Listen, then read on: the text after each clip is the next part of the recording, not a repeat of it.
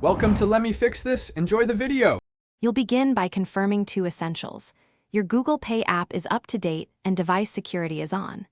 Next, add a supported bank card and follow the issuer's verification. Expect a code or a temporary $1 hold. This proves ownership.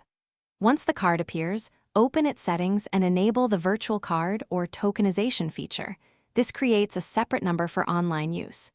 Doing this protects your real card number, so make sure to read and accept any terms before moving to checkout.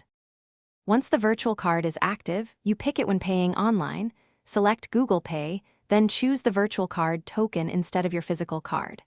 For in-store tap-to-pay, wake the device and choose the virtual card if multiple tokens exist.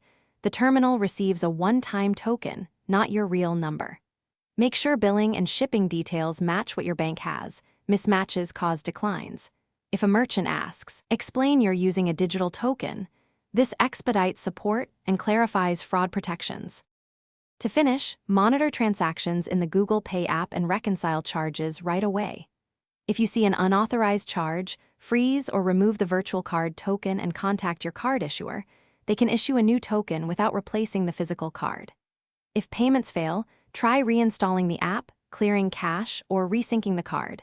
These steps refresh tokens. One key troubleshooting tip: if a merchant repeatedly declines the token, ask them to retry with another payment method while you request a token reissue from your bank.